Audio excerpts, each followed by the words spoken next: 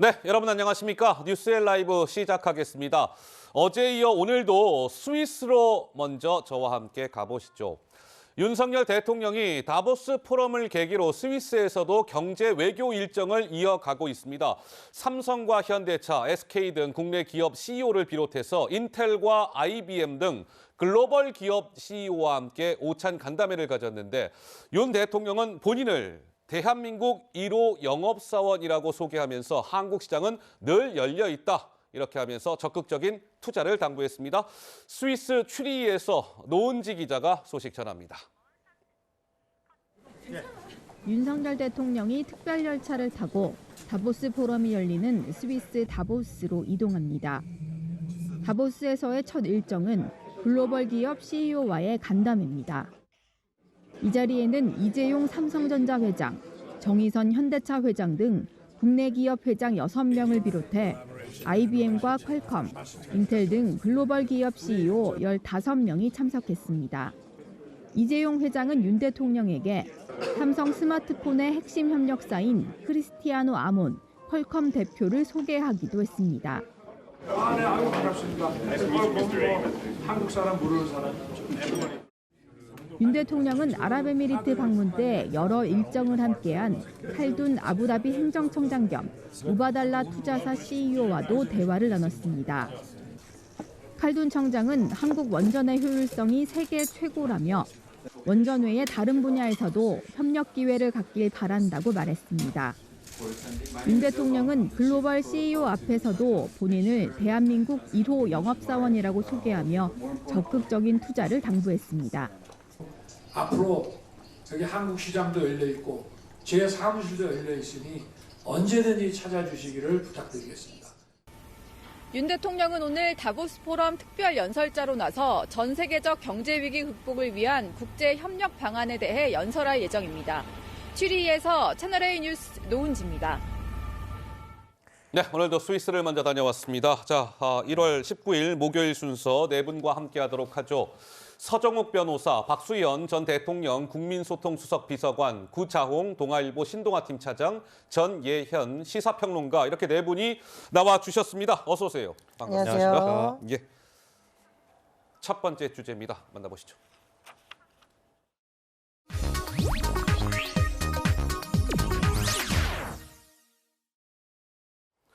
자, 이재명 민주당 대표가 검찰 소환 통보를 받았습니다. 이번에는 이제 대장동 개발 특혜 사업 이 의혹에 대한 소환 조사 통보였죠. 이 대표가 소환에 응할지 말지 관전 포인트였는데 어제 이재명 대표가 서울 망원시장에서요. 이 소환 통보와 관련해서 입장을 밝혔습니다. 영상 먼저 보시죠. 없는 죄도 만들고 있는 죄도 덮으면서 사적 이익을 위해서 검찰권을 남용하는 일부 정치검찰, 국민이 지켜보고 있고 역사가 평가할 것입니다. 아무 잘못도 없는 제가 또 오라고 하니 제가 가겠습니다. 검찰은 정치보복, 사건 조작, 정적 제거하느라고 미제 사건이 쌓여도 아무 상관이 없겠지만 저는 국정 그리고 당무를 해야 되겠습니다. 그중에는 일을 해야 되겠으니까 제가 27일 아니고 28일 토요일에 출석하겠습니다. 당내 국회의원 여러분들은 당무에 충실하시고 국정에 충실하시기 바랍니다. 변호사 한 분 대동하고 가서 당당하게 맞서도록 하겠습니다. 네, 나오라니 나가겠다 이렇게 얘기했습니다. 잘못은 없지만 검찰에 가겠다 이재명 대표 얘기했고요. 검찰은 당초 27일 금요일, 30일 월요일 이렇게 출석을 이야기했는데 이재명 대표는 검찰의 제안이 아닌 28일 토요일에 서울중앙지검에 출석하겠습니다. 이른바 역제안을 한 것이죠. 28일 토요일 주말을 찍었습니다. 이재명 대표는. 자, 이런 얘기가 나와요. 검찰이 파놓은 덫에 스스로 걸려들겠다는 사직생 승부수를 던졌다. 누가? 이재명 대표가. 이 대표가 변호사 아니겠습니까? 법률가인 만큼 출석을 안 하면 영장과 향후 재판서 불리할 것을 잘 알기 때문에 출석하는 쪽으로 결정을 했다. 서정욱 변호사님 어떻습니까? 역제한 28일 토요일 날 나가겠다고 했어요? 예. 먼저 이제 뭐 정면 돌파 운운하는데 예. 이거는 이제 말이 안 되는 게요. 예. 안 나가면 그 자체가 바로 체포영장 사유입니다. 예. 우리 국민 중에 검찰이 부르는데 안 나갈 수 있는 사람이 누가 있습니까? 우리 국민 중에 아무도 없습니다. 대통령도 나가야 됩니다. 부르면 따라서 너무나 당연하게 출석하는 걸 가지고 마치 비장하게 정면 돌파 승부수 운운하면서 이거는 이제 쇼고요. 자, 그러면 이제 왜 토요일 나가느냐? 저는 이제 두 가지 꼼수가 있다 봐요. 하나는 이제 사법 리스크 운운하지만 네. 내가 할 일은 다 한다. 할 일은 당무는 다 한다. 금요일까지 다 보고 네. 토요일 날 쉬는 날 나가니까 당 대표로서 당무는 다 일을 한다. 예. 이걸 이렇게 보여주기 위한 거 하나. 두 번째는 하루만 출석하겠다. 왜냐하면 이게 평일에 가면 두 번 부를 수도 있잖아. 양이 많으니까. 네네. 그러니까 이제 토요일 가면 일주일 뒤에 토요일 또 부르겠냐. 설마 나는 하루만 가서 그냥 전에처럼 이게 검찰이 묻는 거는 묵비권하고 내 하고 싶은 말만 서면으로 내고 예. 이런 게 저는 두 가지 의도라 보이는데 진짜 저는 야당의 대표라면 제대로 이게 좀 성실하게 조사 임하십시오. 예. 그때도 성남 FC도 어떻게 했습니까? 검찰이 질문은 전부 이게 묵비권하고 본인이 6장 A4지 써가지고 진술서. 이것만 예. 이게 사실상 조사 협조를 안 했잖아요. 네. 저는 제대로 정면 돌파하려면 성실하게 조사 임해라 이렇게 저는 주장합니다. 근데 제가 이건 구자홍 차장께 질문 드릴까요? 근데 토요일 같은 경우는 신문 기자들이 출근을 안 합니다. 그러면 일요일 날 신문이 안 나오거든요. 이런 것도 좀 염두를 해뒀을까요?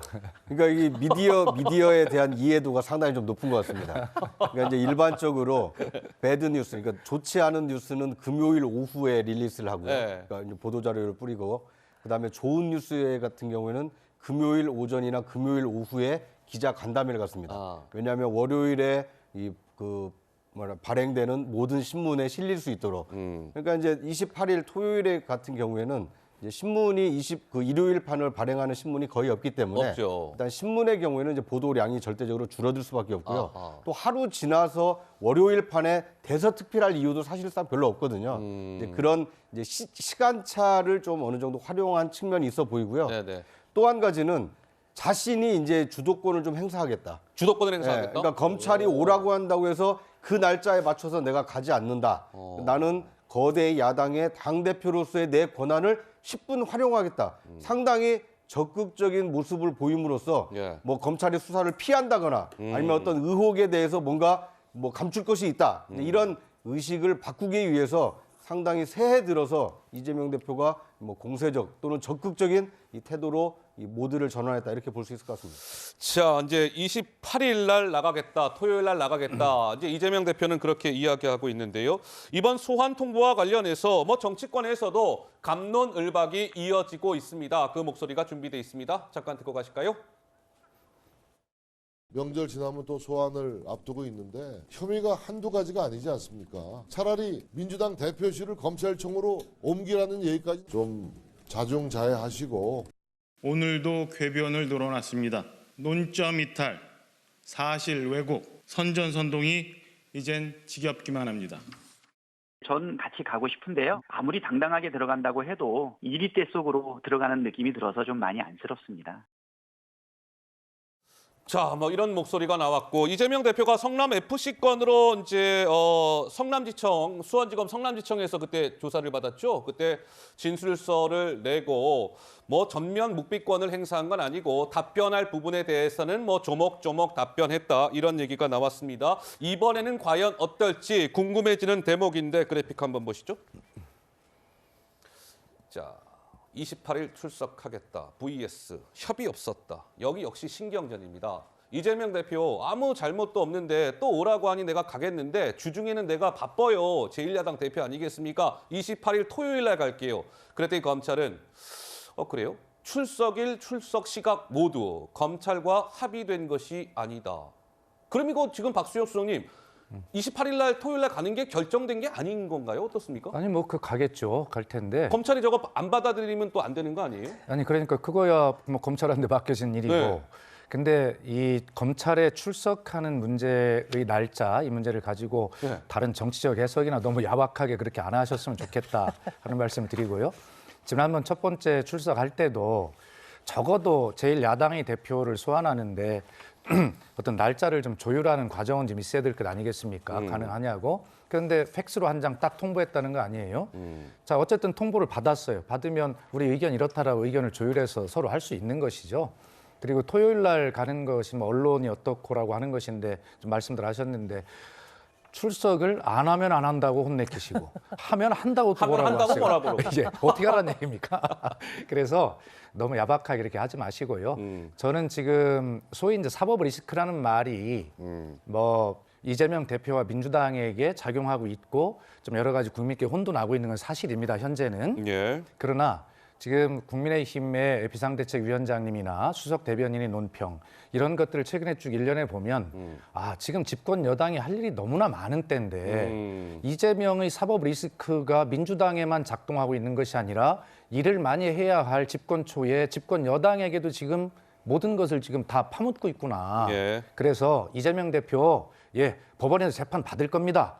그리고 유죄가 있으면 국민께 심판 받겠죠. 예. 그러니 너무 여당이 모두 나서서 이재명 대표 재판 미리 하지 마세요.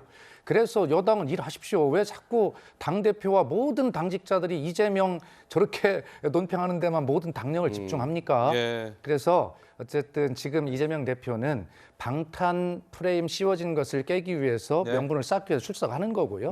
또 어차피 기소될 건데 이제 법정에서 재판에서. 진실을 결과적으로 할 거니까 좀 차분하게 지켜보는 게 중요하다 이런 말씀드립니다. 차분하게 좀 지켜보시는 이 박수현 수석의 조언이랄까요? 우리 서 변호사는 어떻게 생각하세요? 지금 이게 오히려 이제 정치적으로 예. 여론전을 이렇게 펴고 있는 게 저는 이재명 척이다. 이렇게 봅니다. 계속 이게 정치 검찰 야당 파괴 공작 이런 식으로 이렇게 여론전을 정치적으로 이렇게 공격을 하고 있잖아요. 오히려 이게 본인이 조용하게 검찰이 부르면 가서 수사받고 그리고 이게 법정에서 조용히 다투면 되는데 오히려 이런 식으로 이게 자꾸 이게 정치적으로 논란을 일으키는 발언을 하니까 이게 여당에서도 반박 안 할 수가 없잖아요. 예. 한동훈 장관도 마찬가지고 저는 이게 자초한 거는 이재명 측이라고 봅니다. 알겠습니다. 예. 자, 뭐 이쯤 하면 우리 시청자 여러분들이 아하, 그렇지 다 판단들을 우리 서 변호사님 하셨을 한 것 말씀 같고. 저도 짧게 붙이면 네. 아까 우리 서정욱 변호사님 오랜만에 반가운데 네. 그걸 뭐라고 하셨냐면 검찰에서 부르면 안 나가는 국민이 누가 있냐 이렇게 말씀하셨거든요. 그런데 어제 이성윤 전 서울중앙지검장 인터뷰를 했는데 김건희 여사님에 대한 각종 의혹과 고소고발이 있는데 거기서 지난 검찰에서 김건희 여사님에 대한 검찰 소환을 요청했다는 거예요. 그때는 대선이니까 좀 안 된다. 그렇게 미루더니 대선 끝나니까 아무 이유도 없이 안 나오더라. 자, 검찰이 불러도 안 나가는 국민 김건희 여사님 계십니다. 예. 네.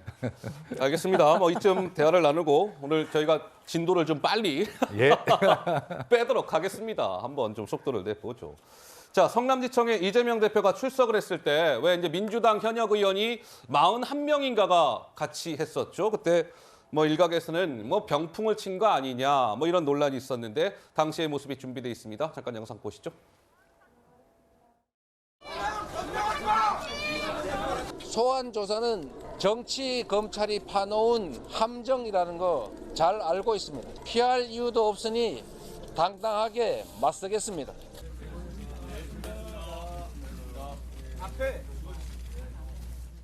누가 보면 국이 선양한 줄 알겠습니다. 왜 민주당이 총출동해서 막고 위세를 부리는지 잘 모르겠습니다. 당군 이래 최대 범죄 비호 세력의 준동이라 규정할 수밖에 없습니다. 자, 저런 이제 좀 논란이 있었는데 이재명 대표가요 어제 이렇게 얘기했습니다. 제가 그 28일 토요일 날 홀로 가겠습니다. 홀로 변호인 한 명 내가 대동하고 갈 테니까 당내 국회의원 여러분들께서는 그 시간에 국정에 충실하시오. 변호사 한번 대동하고 가서 당당하게 맞서도록 하겠다라고 얘기했습니다. 전 평론가님, 지난번에는 41명의 현역 의원 좀 논란이 있었고 이번에는 홀로 가겠다. 어떤 왜 심경의 변화가 있었을까요? 예, 사실 지금 정부 여당의 무능론에 대한 국민적 비판 여론도 만만치 않잖아요. 예. 그런데 이재명 대표의 수사로 인해서 너무 많은 의원들이나 당원들이 여기에 집중하다 보면 제1야당의 본연의 챙부인 정부의 무능을 비판하고 정책적으로 대안을 내는데 오히려 당력이 분산될 수도 있다. 이런 지적을 수용한 것으로 보입니다. 실제로 지금 대통령의 순방 중에도 많은 국민들이 기대를 갖고 봤지만 온갖 논란이 일어나고 있죠. 특히 이란에서는 한 차례 반응이 나온 것이 아니라 또 한 차례 반응이 나왔습니다. 예. 저는 이 부분은 정말 국회에서 외통위 차원에서 따지고 왜 이런 문제가 발생했는지 오히려 여당이 더 적극적이어야 된다 이렇게 생각을 하는데 그동안 여당이 방탄국회라는 명분으로 계속 국회 책무를 오히려 소홀히 한 것이 아닌가 생각이 들거든요. 이제 이재명 대표가 이런 문제에 방점을 한번 찍었으니까 예. 여당도 여당의 역할을 하셨으면 좋겠습니다. 자, 이제 이재명 대표가 이번에는 혼자 출석하겠다 이런 발언이 나오자 민주당 내에서는 아이고 잘하시는 행동입니다. 이런 칭찬이 나왔습니다. 한번 들어보실까요? 지금 민생 이슈가 전혀 먹히지 않고 있지 않습니까? 저 이재명 대표가 그나마 28일 날 변호인 일명 대동하고 혼자서 가시겠다고 하니까 저는 그건 굉장히 잘한 결정이다. 그 모습이 오히려 더 이재명 대표 주장의 진정성이 느껴질 것이다. 저는 그렇게. 지도부를 포함해서 의원들이 대거 나갔기 때문에 탄압받는 야당 대표 이재명의 모습이 아니라 어떤 세과시하는 그러한 시각으로 국민들에게 비춰줄 가능성이 많습니다. 의원들이 많이 성남지청 앞에 간 게 좋은 평가가 아니지 않았습니까? 홀로 나가겠다라고 하는 결정은 잘한 결정인 것 같고요.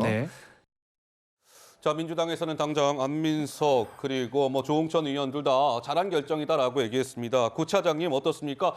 일전에는 이제 많은 분들을 대동시킨 것과 관련해서 국민의힘에서는 개선 장군이십니까? 이런 비판이 많이 나왔었거든요. 그런 걸 좀 의식했다고 봐야 될까요? 어떻습니까? 네.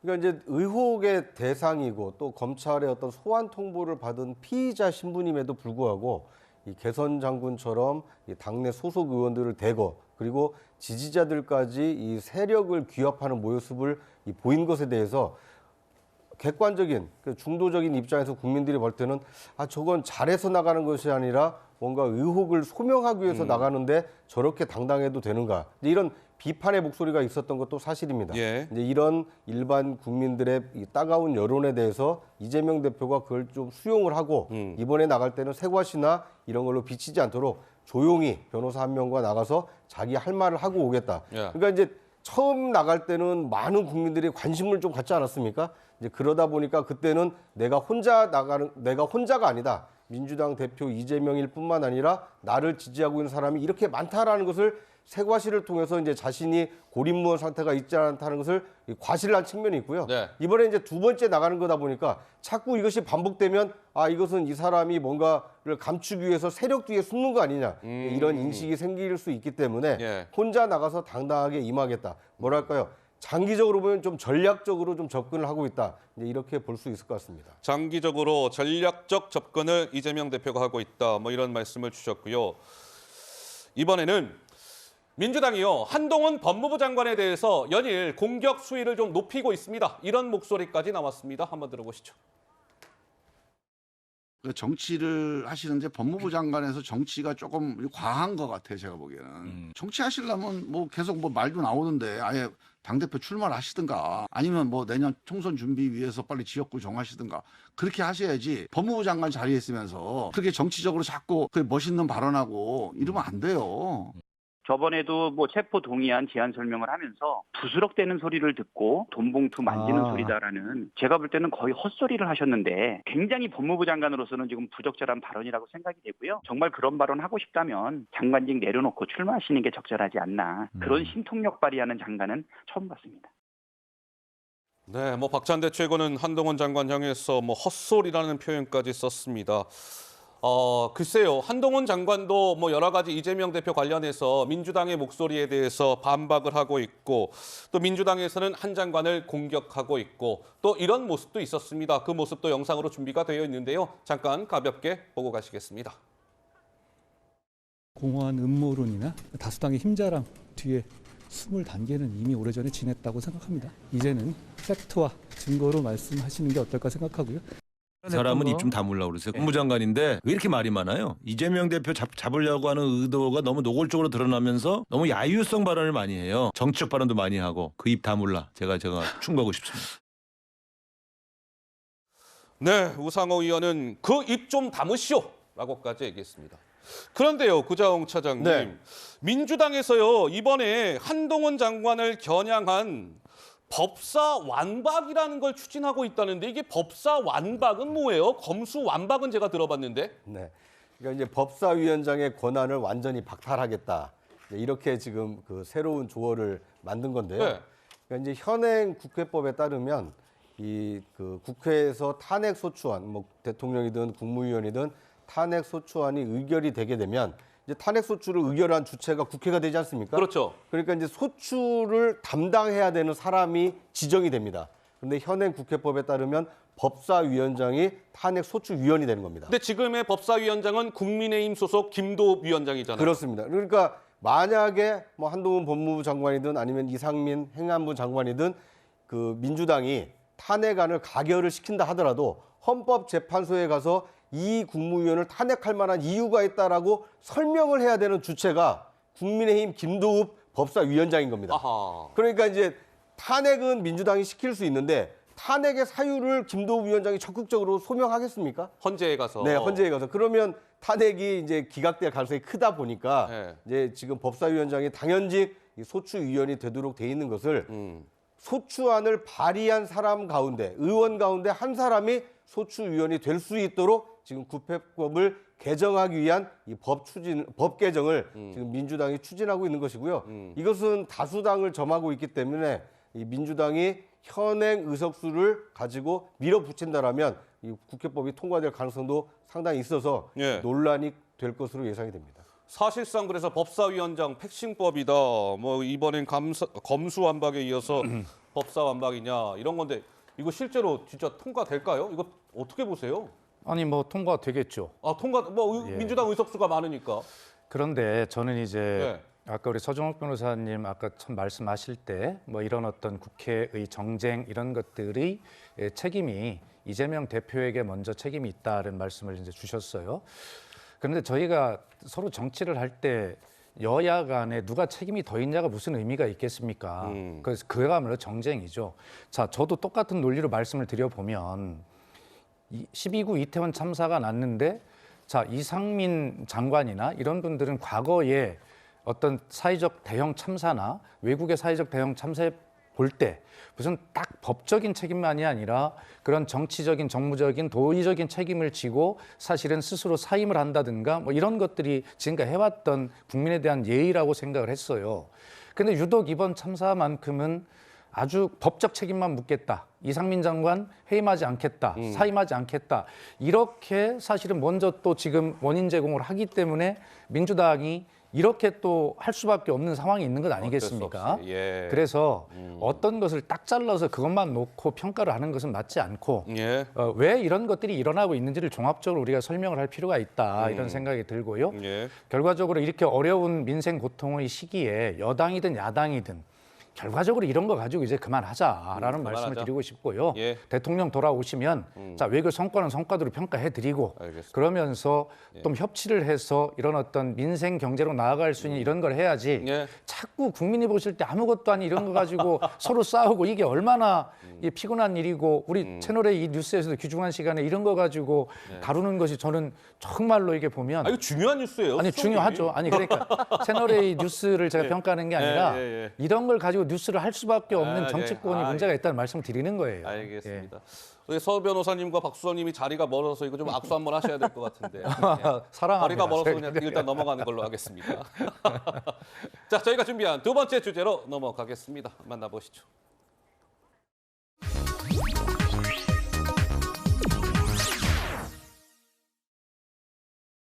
자, 이제 이재명 대표가 이번에 이제 소환 통보를 받은 것은 대장동 개발 의혹과 관련된 거 아니겠습니까? 어제 이재명 대표 서울 망원시장에서 이 대장동 의혹과 관련해서 이렇게 또 목소리를 높였습니다. 먼저 그 목소리 들어보시죠. 제가 여러분께 한 가지 질문을 드려보겠습니다. 개발 허가 내주고 민간 업체들이 100% 이익 다 차지하도록 지금까지 해왔지 않습니까? 개발 이익의 절반 이상을 땅값이 오르기 전 기준으로 하면 70% 넘게 돈 한 푼 안 들이고 위험 부담 하나도 안 하고 성남 시민을 위해서 환수한 게 배임죄입니까? 뭐 어떻게 하라는 것입니까? 뭐 어떻게 하라는 것입니까? 이렇게 목소리를 높였습니다.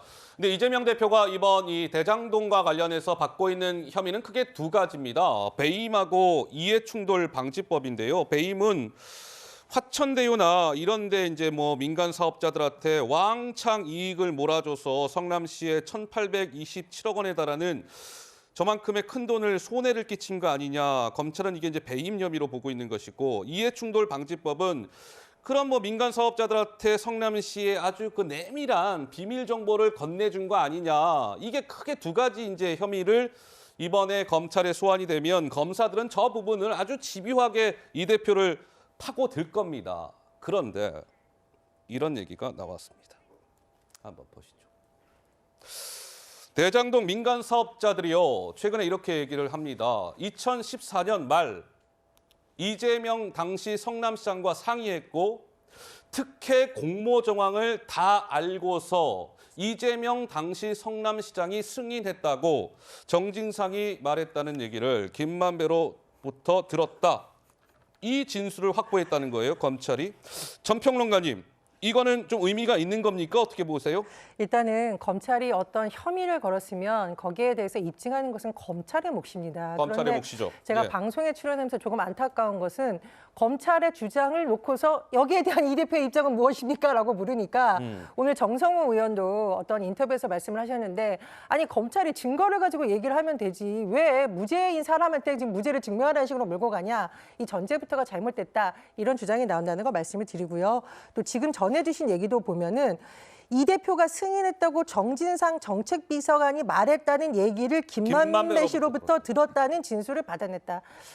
이것의 진술이 과연 어느 정도의 신빙성이 있는지 저는 좀 의문이에요. 이게 검찰이 또 더군다나 공식적인 브리핑한 것도 아니고 아마 취재 기자들이 뭐 열심히 이제 취재를 해서 예. 들은 얘기를 다시 쓴 것 같은데, 일단은 신빙성이 없는 내용을 놓고서 거기에 대해서 반박하라는 것 자체가 저는 좀 무리한 상황이 아닌가 이런 생각이 듭니다. 신빙성이 없다.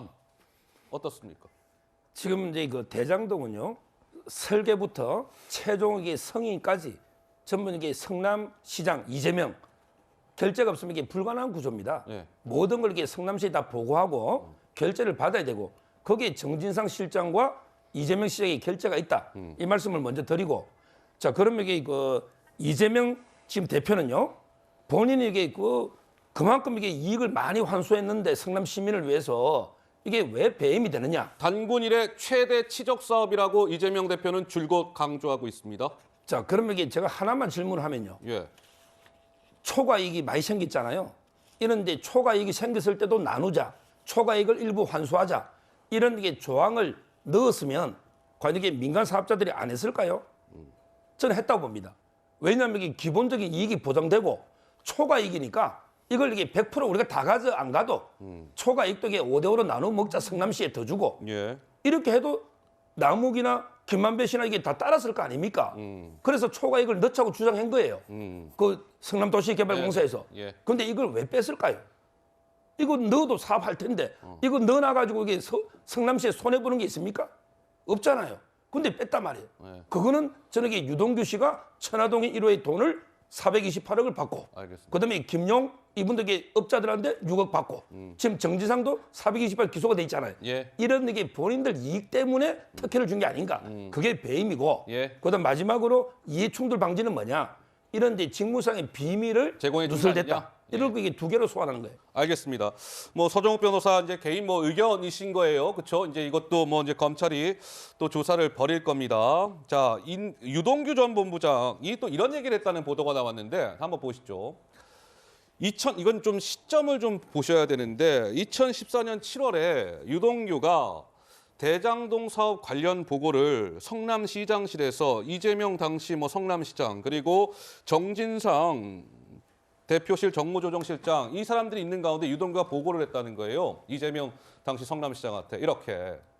남욱이 선거를 도왔는데 힘들어할 것 같다 이렇게 보고했다는 거예요. 이재명 시장한테. 그러면서 사업자들이 그러니까 남욱이나 저런 사람들이 싸워보자고 나오면 곤란할 것 같다 이렇게 이재명 당시 시장한테 얘기했다는 거예요. 그런데 대장동 일당이요. 2014년 지방선거 전후 2014년 지방선거 언제 있었습니까? 2014년 6월에 있었던 거 아니겠습니까? 그러니까 바로 그 직후에 저런 보고들을 했다는 거죠. 시장실에서. 근데 검찰은 이재명 당시 재선 비용으로 최소 4억 원 정도의 자금이 대장동 일당으로부터 흘러 들어간 거 아니냐 이런 또 의심도 하고 있고 구자원차장님 이 보도는 좀 어떤 걸 의미하는 걸까요? 네, 그러니까 이제 지금까지 나온 그 증언들 중에 직접 증언보다는 전언이 많습니다. 그러니까 누가 이런 얘기를 하는 걸 들었다. 그러니까 이제 간접 증거이기 때문에 이것이 과연 증거 능력이 있느냐 굉장히 의구심을 갖는 분들이 많거든요. 네. 그런데 유동규 본부장의 저 증언의 경우에는 이재명 당시 성남시장에게 직접 보고한 당사자가 자신이 이렇게 얘기를 했다라고 지금 주장을 하고 있는 거 아닙니까? 그러니까 이것은 간접 증언이 아니기 때문에 자신이 언제 누구에게 무슨 말을 했는지를 명확히 하고 있는 것이기 때문에 저 얘기가 사실이라면 이재명 성남시장은 남욱 일당 등 이른바 대장동 사업을 주도한 남욱 일당들이 선거 자금도 지원을 했고 그리고 이 사람들이 대장동 사업을 통해서 큰 이익을 가져가려고 한다는 것을 이미 인지하고 있었다. 그러니까 대장동 사업이 인허가가 나기 전에 이미 시작하기 직전부터 이재명 시장이 남욱 등 대장동 일당의 사업 계획을 알고 있었다. 이것을 보여주는 이 결정적 증언이 될 수 있기 때문에 상당히 중요한 증언이 나왔다. 이렇게 볼 수 있을 것 같습니다. 그러니까 구자원 차장 말씀은 이런 거네요. 다른 뭐 전원 이런 게 아니라 저것은 이재명 당시 시장실에서 이재명 시장한테 직접 보고한 사람의 증언이기 때문에 이건 전언이 아니다. 따라서 저 증언은 신빙성이 좀 높아 보인다라는 말씀이신 것 같아요. 박수성님 생각 좀 다르세요? 글쎄요. 이미 뭐 저 말만 놓고 본다면 그렇게 평가할 수도 있겠습니다만 지금까지 유동규 씨 등의 진술의 흐름을 보면 뭐 이런 거 아닙니까? 이재명 시장 정말 무슨 뭐 바늘 하나도 안 들어간다. 뭐 공산당 같은 사람이다. 뭐 이런 이야기들로 처음에 일관했던 사람들이에요. 그리고 나서 자기가 징역 1년 살고 여러 가지 뭐 재산 추징 당하고 이런 위기에 처하니까 진술이 바뀌었죠. 다시 말해서 저것만 놓고 보면 구자영 차장의 말씀대로 뭐 조금 다른 흐름으로 볼 수 있겠으나 지금까지 전체의 흐름으로 놓고 보면 어차피 유동규 씨 등의 발언은 이미 신빙성에서 탄핵당하기 마땅한 그런 상황에서 나오는 발언들이기 때문에 저는 뭐 흐름에 큰 영향이 없다고 봅니다. 대세에 지장 없다. 박수선님은 그런 의견이시고. 자, 근데 이제 이런 겁니다. 그 화천대유 대장동 이거 얘기하면서 김만배 씨를 빼놓을 수가 없잖아요. 화천대유 대주주 김만배 씨. 근데 이제 자, 이재명 대표의 뭐 오른팔, 왼팔 하면 뭐 김용, 정진상 뭐 이런 얘기 많이 합니다. 근데 김용, 정진상 두 분은 김만배 씨와의 관계에 대해서 딱 선긋기를 하고 있었어요. 김만배랑 나는 별로 가깝지 않습니다라는 식이었죠. 그런데 그와 좀 배치되는 보도가 나왔습니다. 한번 보시죠. 자, 정진상의 들통난 거짓말일까요? 시청자 여러분들 같이 한번 판단해 주시죠. 검찰이 지난해 11월에 김만배와 두 번 인사 외에 따로 저 김만배랑 연락한 적 없습니까? 정진상 전 실장한테 그렇게 물었는데 그런 적 없습니다라고 얘기했다는 거예요. 그런데 검찰이 이런 걸 제시했답니다. 아니 8개월 동안 저 정진상 실장님 김만배랑 29차례 통화한 거 이건 그럼 뭡니까? 라고 얘기했더니 정진상 전 실장 답하길 아니요, 그거는 세상 돌아가는 얘기했을 뿐입니다. 연락 안 했다는 진술은 좀 과장됐던 것 같습니다. 라고 얘기했다는 거예요. 자, 시청자 여러분들 어떻게 생각하시는지요? 자, 그러면 보시죠. 김용 전 부원장 같은 경우도 2014년 6월쯤에 김만배랑 식사한 적이 없다라고 얘기했는데 술집 주인이 검찰에 진술서를 제출했답니다. 그 진술서에는 이재명 성남시장 재선 이후에 유동규, 김용, 김만배, 정진상 함께 방문했다. 고정으로 그 술집에서 쓰는 방이 있었고 자주 와서 유일하게 외상 거래도 했다. 글쎄요. 우리 구자영 차장께 한번 질문을 드리고 싶어요. 어떻습니까? 그러니까 이제 처음 진술과 이 검찰이 제시하는 그 이제 뭐 사후 그 증거라고 할 수 있는 내용이 좀 다르지 않습니까? 특히 정진상 실장의 경우에는 김만배 씨랑 2번 외에는 통화를 안 했다고 했는데 검찰이 이제 찾아낸 겁니다. 정말 2번 외에는 연락한 적이 없는지 두 사람의 휴대전화를 이 통화 기록을 조회해 보니 8개월 동안 29차례를 통화한 것을 찾아낸 겁니다. 그러니까 그 정진상 실장의 첫 번째 검찰 진술을 이제 탄핵하는 증거를 제시를 하니까 이제 말을 바꾸는 겁니다. 뭐 통화한 것은 맞는 것 같고 그럼 무슨 얘기를 했느냐? 물어보니까 이제 세상 돌아가는 얘기를 했다는 겁니다. 세상 돌아가는 그러니까, 얘기. 그러니까 이제 너무 이렇게 두루뭉술 넘어가시는데요. 그러니까 검찰의 경우에는 두 사람이 28차례나 긴밀하게 통화할 정도로 이 대장동 사건과 관련해서 상당히 내밀한 얘기를 주고받은 거 아니냐. 이제 이런 의심을 하고 있는 것이고요. 그것에 대해서 정진상 실장은 처음에는 2번으로 했다가 검찰이 증거와 같은 이 통화 내역을 제시하니까 그때 처음 진술은 좀 너무 과장된 것 같다. 이렇게 진술을 바꾸고 있는데요. 그러니까 지금 검찰과 이 피고인인 또는 이 구속돼 있는 정진상, 김용 두 사람의 경우에는 지금 진술의 사실, 신빙성을 두고 새로운 증거를 통해서 자꾸 지금 삭감을 해나가고 있다. 그러니까 진실로 다가가기 위한 이 과정에 있다. 이렇게 보여집니다. 지금 이게 정진상 실장이요. 핸드폰을 이렇게 그 업무 근무할 때 7대를 썼고요. 7대요? 예. 그다음에 휴대전화 번호를 5개를 사용했습니다. 5개를. 그다음에 정점이 2014년 9월 때 4대. 이런 식으로 이렇게 핸드폰 번호를 5개를 쓰고 7번 바꿀 정도로. 나머지도 마찬가지고. 이래도 이게 검찰은 다 밝혀낸 거죠. 그건 이게 김만배 씨께 있기 때문에 이렇게 여러 개를 썼다는 자체가 저는 이게 뭔가 문제가 있다. 이렇게 보는 거죠. 알겠습니다. 자, 뭐 김만배 씨와 김용, 정진상 이들과의 관계에 대한 이야기까지 해봤습니다. 저희가 준비한 다음 주제로 넘어가야 될 시간이 됐습니다. 만나보시죠.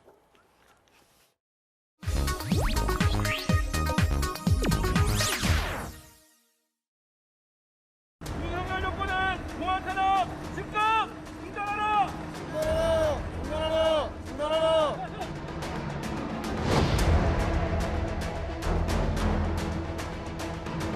관계가 내려오면 거기는 동맹이 내려오면 들어갈 수 있는데 왜 막는 거예요? 아니 왜 막아? 들어오라는데요. 무슨 동맹을 막는 거 아니에요 지금? 있어야 돼.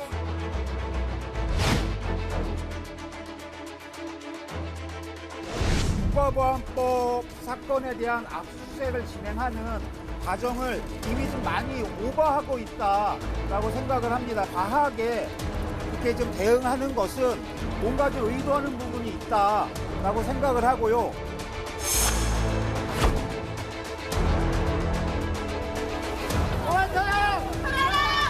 압수수색 어디 하셨을까요? 오늘 어떤 물품 확보하셨을까요?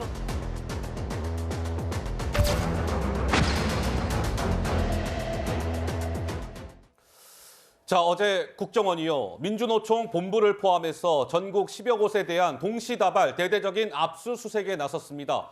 민노총 간부 등 4명의 국가보안법 위반 혐의 때문인데 한번 보시죠. 민노총의 전현직 간부들이 북한 공작원과 수차례 해외에서 접선을 시도했다. 이거는 국가보안법 위반이다. 국정원은 그렇게 보고 있고요. 이른바 간첩 활동을 했다. 이런 것 같습니다. 민노총 본부가 국가보안법 위반 사건으로 압수수색을 당하는 일은 2번, 3번 있는 일이 아니라 이번이 처음이라네요. 어떻습니까? 박 수석님, 이게 간첩 활동을 했다는 겁니까? 진짜 뭡니까? 어떻게 보고 있는 거예요? 그러니까 지금 이제 대공용의점, 그다음에 국가보안법 위반, 소위 간첩 이런 거 아니겠습니까? 어마어마하죠. 어이구. 근데 사실 그런 용의점이 있다면 정확하게 압수수색하고 이 문제는 정확하게 처리를 해야 되겠죠. 그리고 민주노총도 이 문제에 대해서는 어떤 이야기도 할 수가 없는 것입니다. 그건 국가의 안위와 관련된 일이잖아요. 지금 민주노총이 이제 지금 이야기하는 것은 그렇다 하더라도 이런 것입니다. 그렇다 하더라도 예를 들어 특정한 그 사람을 어떤 특정하기 위해서 압수수색의 범위와 내용들이 있을 텐데 그런 것들이 너무 과하다. 그래서 지금 노동개혁을 이야기하고 있는 윤석열 정부가 지금 오늘 이제 한국노총 등 건설 노조의 비리 이런 것 때문에 압수수색도 하고 하지 않습니까? 오늘 오전에. 그래서 이것이 자칫 범위를 대공용의점의 범위를 넘어서서 전체적으로 노동개혁을 앞두고 양대 노총이나 이 노동계를 압박하고 우선 정지 작업을 하려고 하는 것 아니냐. 그렇게 이 문제를 악용하려고 하는 것 아니냐라고 하는 의심이 들지 않도록 우리는 충분히 협조할 테니까 그런 의심이 들지 않도록 과도하게 하지 마라. 이런 이야기를 좀 하고 있는 것인데 어쨌든 결론은 저는 그렇습니다. 이런 문제가 대공용의점이 있다면 정확하게 해야 되고 노동계 협조해야 되고 정부도 이런 오해로 그런 어떤 대공 수사에 대한 논점이 흐려지지 않도록 이런 문제에 대해서 정확하게 해야 한다는 말씀을 좀 드리고 싶습니다. 그러니까 이제 이런 것 같아요. 국정원에서는 민노총 전현직 간부 4명이요. 동남아에서 북한의 공작원을 접촉했다는 건데 이렇게 보고 있는 것 같습니다. 한번 보시죠. 예. 자, 2017년에서 2019년 이 사이에 자, 1번을 한번 봐주세요. 자, 대한민국에서 캄보디아, 베트남 등으로 출국을 합니다. 그 민주노총의 전현직 간부 한 4명 이런 분들이. 그래서 캄보디아, 베트남에서 북한 공작원을 딱 접선을 해요. 2번 봐주세요. 자, 북한 공작원에게 지령을 받아가지고 다시 아까 민노총 전현직 간부 4명 이분들이 대한민국에 다시 들어옵니다. 자, 3번 봐주세요. 자, 들어와서 국내 노동조합 등의 지하단체 조직을 만드는 걸 시도했다. 관련 내용을 북한에 보고했다. 이거 실제 드러날까요? 구자홍 차장님 어떻습니까? 네. 그러니까 저는 그 압수수색 영장이 나온 것을 보면 법원도 어느 정도의 이 범죄 혐의가 소명이 된다라고 보기 때문에 법원이 영장을 발표했죠. 그렇습니다. 그러니까 압수수색 영장 강제 수사 필요성을 법원도 인정할 만큼 이 국정원이 어느 정도의 정황 증거를 좀 파악을 해놓은 거 아닌가 이런 생각이 들고요. 예. 당시 시점을 보면 문재인 정부 치하 아닙니까? 문재인 정부 같으면 뭐 판문점에서 김정은 위원장과 직접 만나기도 하고 싱가포르에서는 이 트럼프 대통령과 김정은 위원장이 만나기도 했던 어떻게 보면 정부 당국자 간의 만남이 있는 상황임에도 불구하고 저렇게 음습하게 그 뭐 지하 공작을 도모했다. 만약에 이것이 사실이라면 이건 굉장히 뭐 체제를 좀 위협하는 상황일 수밖에 없기 때문에. 아니 근데 구차장님 이게요 간단치가 않은 게 이게 만약에 사실이라면 민주노총의 핵심 간부들이 북한의 지령을 받아서 대한민국의 반정부 조직을 만들려고 시도했다.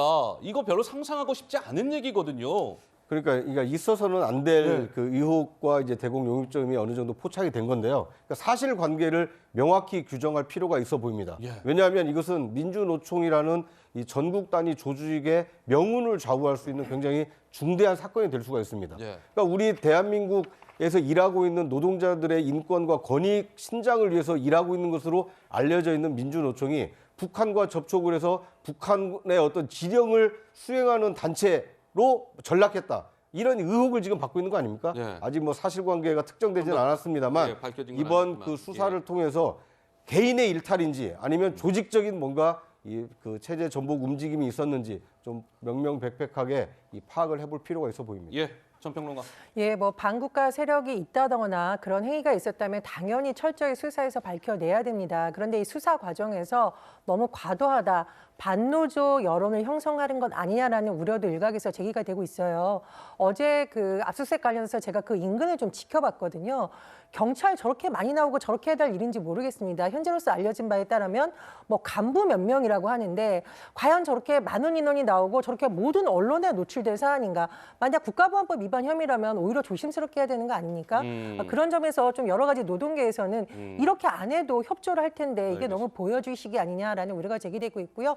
말씀해 주셨듯이 민주노총과 한국노총은 우리나라의 양대 노동계 축인데 정말 정확하게 여론 플레이가 아닌 그런 수사로서 단체적인 집단적인 반발이 일어나지 않도록 공안당국이나 수사당국도 주의해야겠습니다. 이번 사안과 관련해서 참 정치권이 한 목소리를 내는 것이 아니라 여야의 목소리는 엇갈렸습니다. 어떻게 엇갈렸을까요? 한번 확인해 보시죠.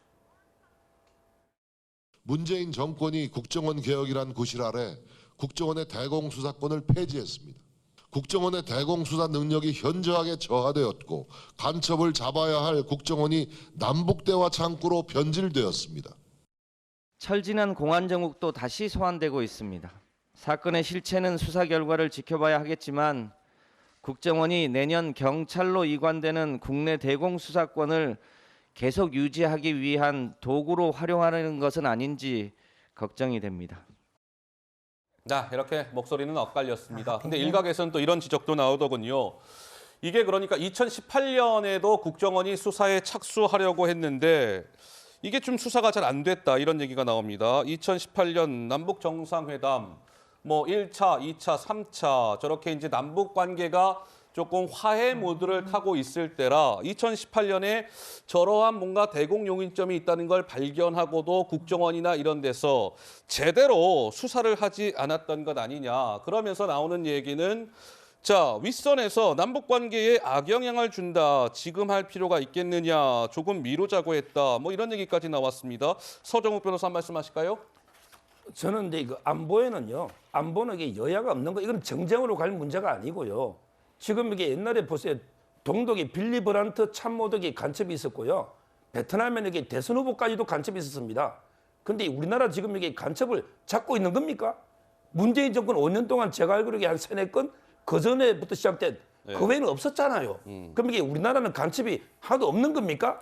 따라서 저는 혐의가 있으면 그런 정치적 고리 없이 당연히 철저하게 수사해서 엄벌에 처하는 게 맞다. 이 말씀 드리고 그다음에 두 번째 이렇게 아까 우리 평 기자님이 왜 이렇게 이게 경찰이나 많이 갔느냐. 이거는요. 지금 여기 얼마 전에 우리 민주당사 압수수색할 때도 이게 몸으로 막았잖아요. 압수수색의 성력은 없습니다. 근데 민노총이 노조원들이 몸으로 막고 있잖아요. 오늘 시민단체가 특수공무방해로 고발 들어갔거든요.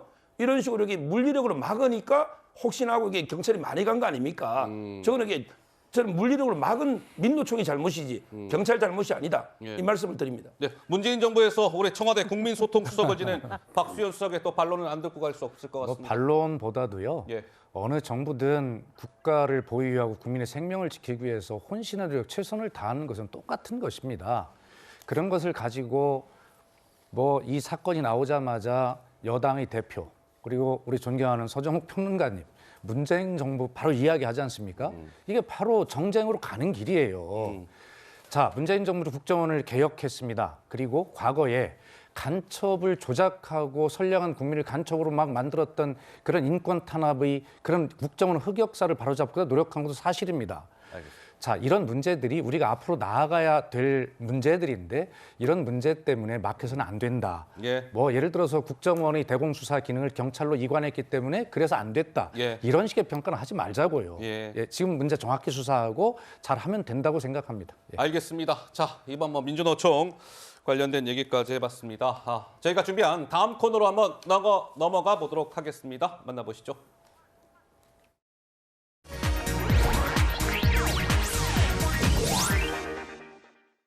경제 톡톡톡입니다. 7월부터 국산차 가격이 20만 원에서 30만 원 내릴 것으로 전망됩니다.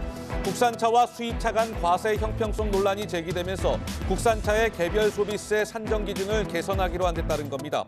반면 맥주와 막걸리 가격은 오를 것으로 전망되는데 4월부터 맥주에 붙는 주세가 리터당 30.5원, 탁주는 리터당 1.5원 인상되기 때문입니다. 향후 부동산 시장을 가늠할 지표로 꼽히는 둔촌 주공 재건축 단지의 1순위 청약 계약률이 70%에 그쳤습니다. 정부가 전방위적으로 규제를 풀었는데도 완판에는 실패한 겁니다. 이번에 일반 분양으로 풀린 4,700여 가구 가운데 미계약 물량은 약 1,400가구로 예비 당첨자 계약 후에도 미계약 물량이 남게 되면 3월 무순위 청약이 진행됩니다. 올해 설 차례상 비용이 역대 최고를 경신할 것으로 전망됐습니다. 한국물가정보는 올해 4인 가족 기준 설 차례상 비용이 전통시장은 25만 4천 원, 대형마트는 35만 9천 원이라고 추산했습니다. 지난해보다 비용이 4.1%, 2.1% 각각 올라 역대 최고치입니다. 품목별로 보면 과일과 견과류는 가격이 내린 반면 사료값 상승과 가공식품 불인상 여파로 소고기와 돼지고기, 약과 등은 가격이 올랐습니다. 오늘은 고농도 미세먼지입니다. 서쪽 지방을 중심으로 뒤덮이겠는데요. 어제 내몽골에서 발원한 황사가 우리나라에 유입되고 중국발 스모그까지 더해지기 때문입니다. 오늘은 경기 남부 지역과 충청, 전북과 광주, 대구 지역에서 종일 나쁨 수준 예상되고요. 서울과 인천, 경기 북부는 밤부터 먼지 농도가 높아지겠습니다. 먼지는 내일 낮부터는 해소되는데요. 강하고 차가운 바람이 불어오면서 밀려나가는 방식이 되겠습니다. 일단 오늘도 큰 추위는 없습니다. 한낮에는 서울이 5도, 대구가 6도로 예년 기온 웃돌겠습니다. 오늘 밤부터는 추위를 몰고 오는 비와 눈이 오는데요. 남해안을 제외한 대부분 지역에 내리겠습니다. 경기 북동부와 강원 내륙과 산지에는 1에서 5cm, 경기 남동부와 충북 북부 지역에는 1에서 3cm가 예상되고 서울 등 그 밖의 지역에는 1cm 안팎이 예상되고 있습니다. 이번 비와 눈은 내일 새벽에는 대부분 그치고요. 일부 서해안 지역만 내일 오전부터 낮 사이에 눈이 다시 조금 지나겠습니다. 이번 강수가 끝난 뒤에는 설 연휴 내내 추운데요. 토요일에는 서울의 아침 기온이 영하 9도까지 떨어지겠고요. 연휴 마지막 날인 화요일에는 영하 17도까지 곤두박질하겠습니다. 날씨였습니다. 네, 오늘 순서 모두 마치겠습니다. 함께해 주신 여러분 대단히 감사합니다. 내일 뵙겠습니다.